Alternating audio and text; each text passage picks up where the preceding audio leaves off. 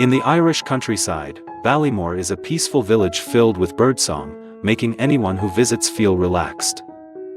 The villagers here mainly live by raising cattle, growing crops on the green fields, and hunting only takes place in season to maintain the balance of nature.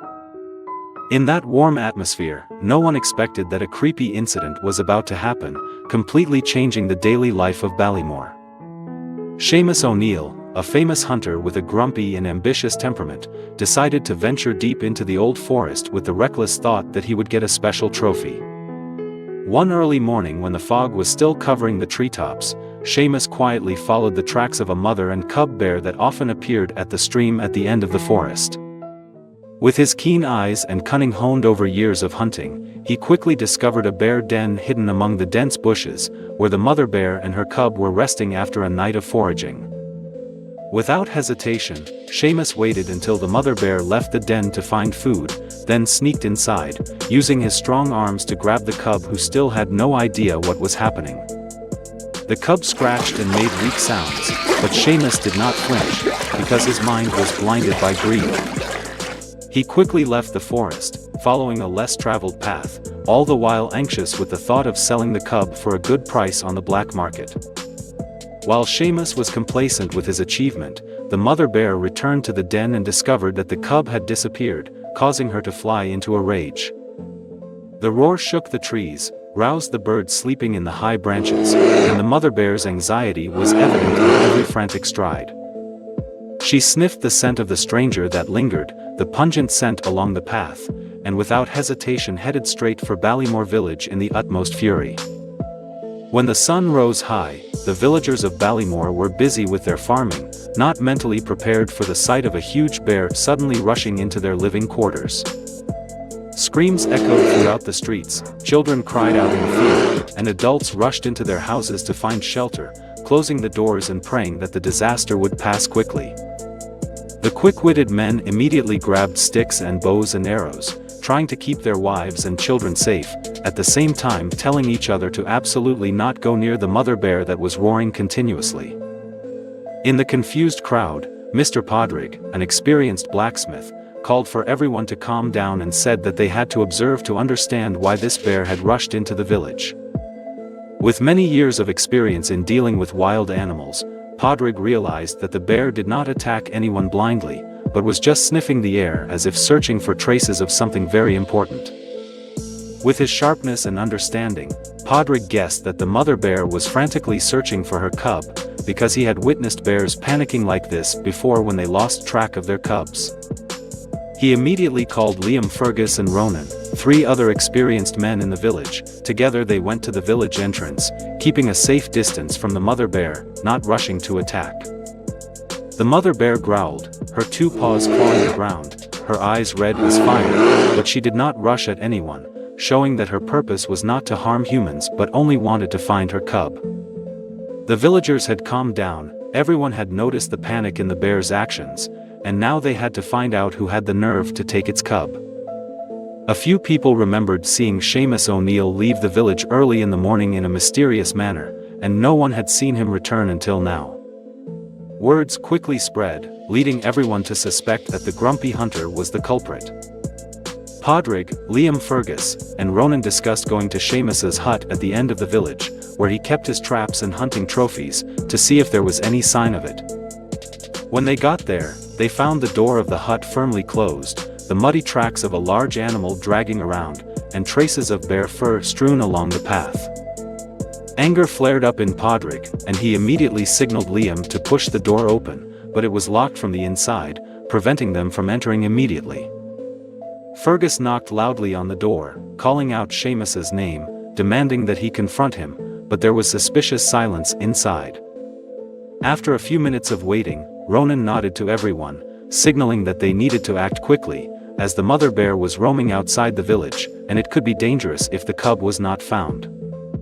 With a strong kick, Liam broke the latch, creating enough space for them to push the door open and enter the dark and musty-smelling hut.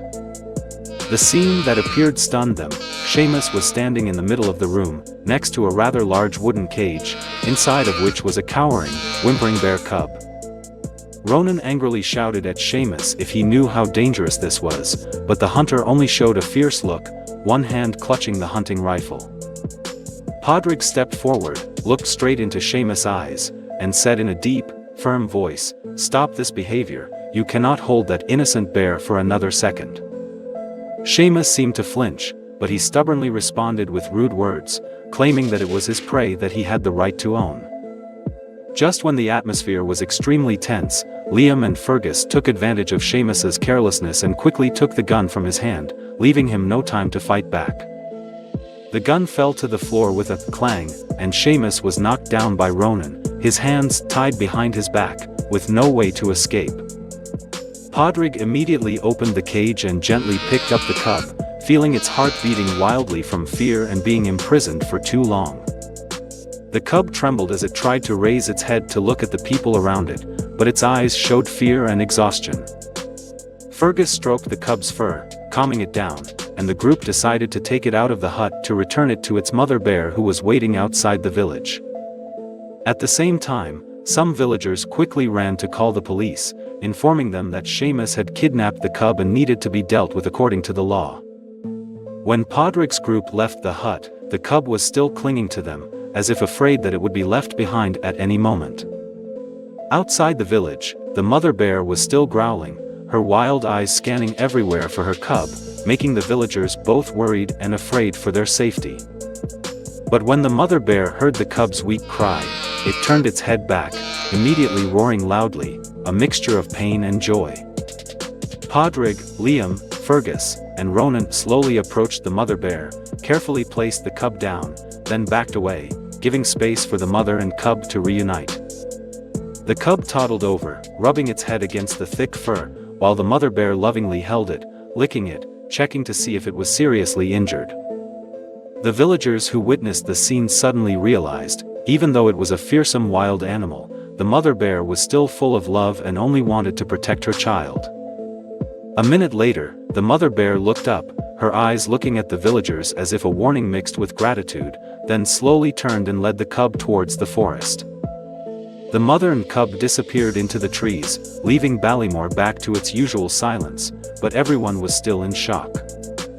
When the men returned, they found Seamus tied up, muttering curses, but there was nothing they could do but wait for the police to arrive.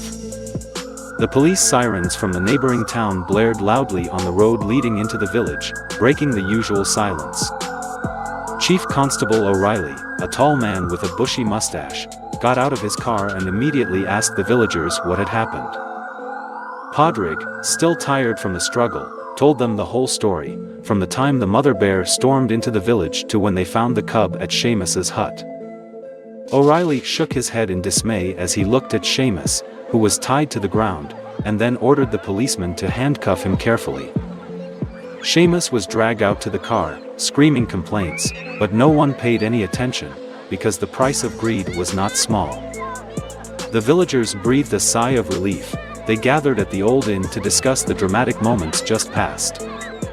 Podrick reminded everyone that if they saw the mother bear again, they should stay calm and absolutely not harm her. Liam turned to Fergus and Ronan, nodding in agreement that it was solidarity and wisdom that helped Ballymore avoid an unforeseen disaster.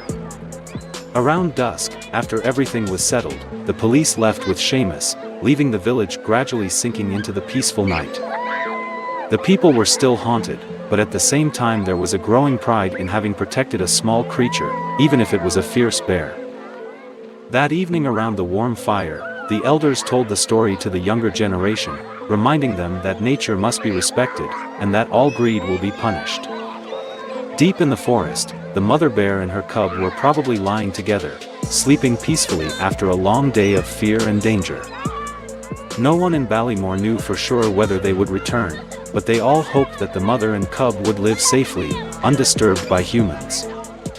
From then on, the name Seamus O'Neill became a bad example, a lesson for those who thought they could trample on the laws of nature to satisfy their greed.